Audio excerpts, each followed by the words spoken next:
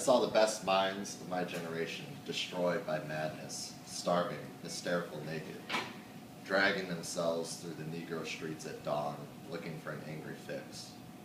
Angel-headed hipsters burning for the ancient heavenly connection to the starry dynamo in the machinery of night, who poverty and tatters and hollow-eyed and high-sat-up smoking in the supernatural darkness of cold water flats floating across the tops of cities contemplating jazz, who bared their brains to heaven under the L and saw Mohammedan angels staggering on tenement roofs illuminated, who passed through universities with radiant cool eyes, hallucinating Arkansas and Blake Lake tragedy among the scholars of war, who were expelled from the academies for crazy and publishing obscene odes on the windows of the skull, who cowered in unshaven rooms in underwear, burning their money in wastebaskets and listening to the terror through the wall, who got busted in their pubic beards returning through Laredo with a belt of marijuana for New York, who ate fire in pink hotels or drank turpentine in Paradise Alley, death or purgatory their torsos night after night, with dreams, with drugs, with waking nightmares, alcohol and cock and endless balls, incomparable blind streets of shuddering cloud and lightning in the mind leaping toward poles of Canada and Patterson, illuminating all the motionless world of time between. Peyote solidities of halls, backyard green trees, cemetery dawns, wine drunkenness over the rooftops, storefront burrows of tea-head joyride, neon blinking traffic light, sun and moon and tree vibrations in the roaring winter dusks of Brooklyn, ashcan rantings and kind king light of mind,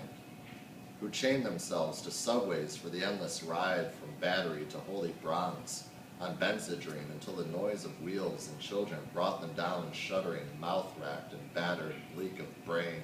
all drain of brilliance in the drear light of zoo, who sank all night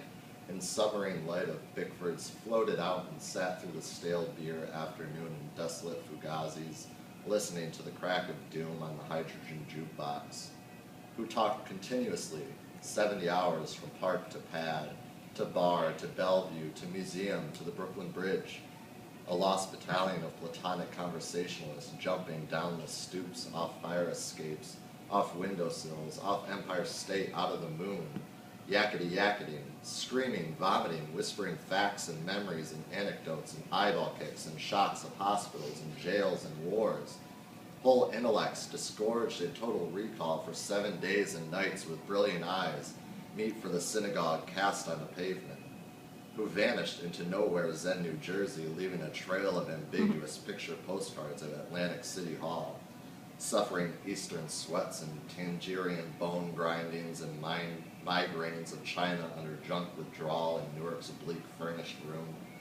who wandered around and around at midnight in the railroad yard, wondering where to go, and went, leaving no broken hearts, who lit cigarettes in boxcars, racketing through snow toward lonesome farms in grandfather night, who studied Plotinus, Poe, St. John of the Cross, telepathy, and Bob Kabbalah because the cosmos instinctively vibrated at their feet in Kansas, who loaned in through the streets of Idaho seeking visionary Indian angels who were visionary Indian angels, who thought they were only mad when Baltimore gleamed in supernatural ecstasy, who jumped in limousines with the Chinamen of Oklahoma on the impulse of winter midnight street light small town rain, who lounged hungry and lonesome through Houston, seeking jazz or sex or soup, and followed the brilliant Spaniard to converse about America and eternity, a hopeless task, and so took ship to Africa, who disappeared into the volcanoes of Mexico, leaving behind nothing but the shadow of dungarees and the lava and ash of poetry scattered in fireplace Chicago, who reappeared on the West Coast, investigating the FBI, in beards and shorts, with big pacifist eyes sexy in their dark skin, passing out incomprehensible leaflets, who burned cigarette holes in their arms, protesting the narcotic tobacco haze of capitalism,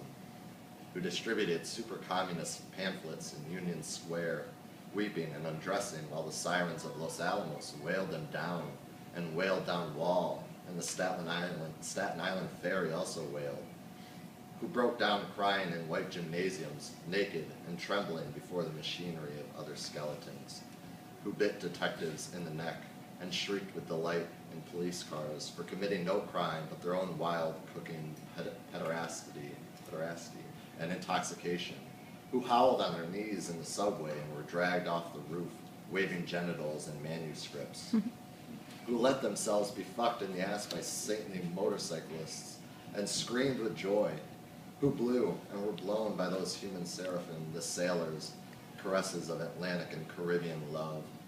who bawled in the morning, in the evenings, in rose gardens, in the grass of public parks and cemeteries, scattering their semen freely to whomever come who may, who hiccuped endlessly, trying to giggle, but wound up with a sob behind a partition in a Turkish bath when the blonde and naked angel came to pierce them with a sword, who lost their love boys to the three old shrews of fate, the one-eyed shrew of the heterosexual dollar, the one-eyed shrew that winks out of the womb, and the one-eyed shrew that does nothing but sit on her ass and snip the intellectual golden threads of the craftsman's loom,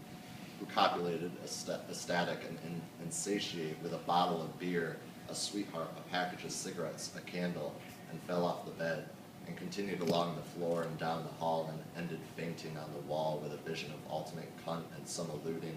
and cum eluding the last jism of consciousness,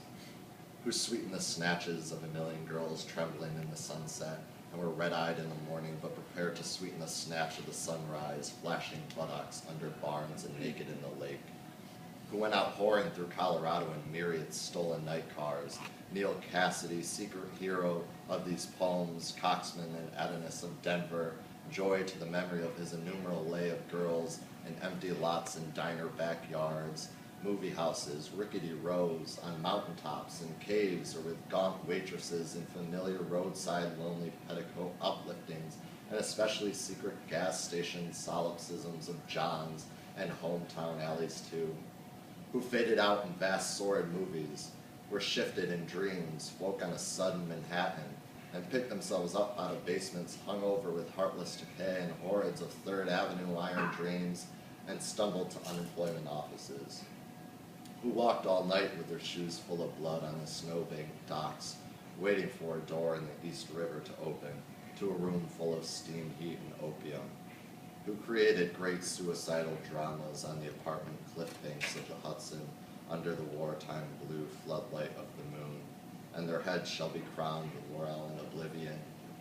who ate the lamb stew of the imagination or digested the crab at the muddy bottom of the rivers of Bowery,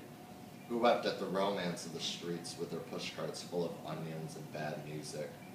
who sat in boxes, breathing in the darkness under the bridge, and rose up to build harpsichords in their lofts, who coughed on the 6th floor of Harlem, crowned with flame, under the tubercular sky surrounded by orange crates of theology, who scribbled all night, rocking and rolling over lofty incantations, which in the yellow morning were stanzas of gibberish, who cooked rotten animals, lung, heart, feet, tail, borscht, and tortillas, dreaming of the pure vegetable kingdom, who plunged themselves under meat trucks looking for an egg, who threw their watches off the roof to cast their ballot for eternity outside of time, and alarm clocks fell on their heads every day for the next decade, who cut their wrists 3 times successfully, unsuccessfully, gave up and were forced to open antique stores where they thought they were growing old and cried, who were burned alive in their innocent flannel suits on Madison Avenue amid blasts of leaden verse and the tanked-up clatter of the iron regiments of fashion and the nitroglycerin shrieks of the fairies of advertising and the mustard gas of sinister intelligent editors, or were run down by the drunken taxicabs of absolute reality. Who jumped off the Brooklyn Bridge, this actually happened, and walked away unknown and forgotten into the ghostly days of Chinatown soup alleyways and fire trucks, not even one free beer. Who sang out of their windows in despair, fell out of the subway window, jumped in the filthy Passaic, leaped on Negroes, cried all over the street, danced on broken wine glasses, barefoot smashed phonograph records of nostalgic European 1930s German jazz, finished the whiskey and threw up, groaning into the bloody toilet, moans in the ears and the blast of colossal steam whistles. who barreled down the highways of the past, journeying to each other's hot rod, Golgotha, Jail Solitude Watch, or Birmingham Jazz Incarnation, who drove cross country 72 hours to find out if I had a vision, or you had a vision, or he had a vision, to find